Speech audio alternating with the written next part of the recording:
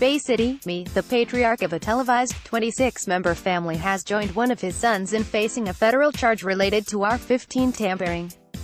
A grand jury in the federal courthouse in downtown Bay City on April 11 indicted 57-year-old William E. Putman II on one count of possessing an unregistered firearm, specifically, an AR-15 converted to function as a fully automatic machine gun. The charge is a 10-year felony. Court records do not go into specifics on Putman's alleged crime, apart from saying it occurred in Huron County and ranged from an unknown time until Feb. 16. Putman on April 30 appeared before U.S. District Magistrate Judge Patricia T. Morris for arraignment. He was released on an unsecured bond of $10,000. Meet the Putmans star arraigned on federal AR-15 charge. Putman's son, Brandon Putman, is charged federally with unlawfully receiving a firearm made in violation of law, possessing an unregistered firearm, and possessing a firearm lacking a serial number. He was indicted on one charge in February and appeared for arraignment on superseding charges on April 30. The multi-generational Putman family lives in Caseville and is the subject of the TLC show, Meet the Putmans, according to an affidavit authored by Bureau of Alcohol, Tobacco, Firearms.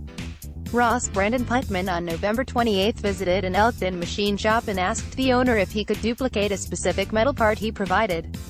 Suspicious that this may be a firearm part, the owner asked Putman if it was a music box part, Ross wrote.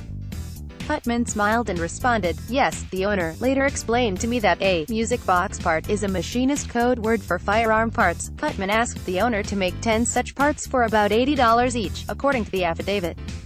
The part in question is very similar to a full automatic conversion sear for an AR-15, Ross wrote. The shop's owner contacted the ATF and reported the encounter.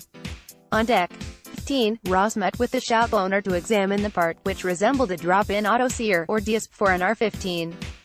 Once a DIS is installed, it can convert a semi-automatic AR-15 into a fully automated assault rifle, Ross wrote.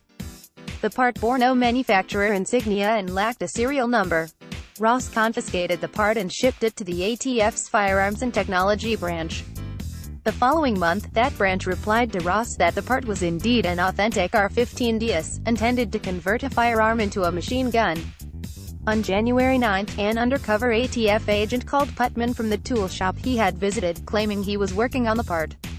Putman told the agent the DIS works in multiple applications, Ross wrote. The agent understood that statement to mean that Putman has successfully used the DIS in multiple AR-15 type rifles, Ross wrote. A DIS registered with the National Firearms Act is legal for personal use and costs about $40,000. Putman told the undercover agent he would pay $100 per DIS, according to the affidavit.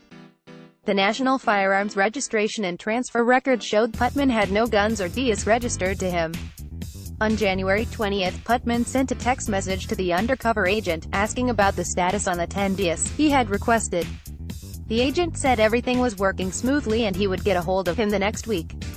Meet the Putmans wrapped up its first season in the fall. William Putman suffered a heart attack in Las Vegas in late January. He survived and returned home on Feb. The court dates for the father-son duo are pending.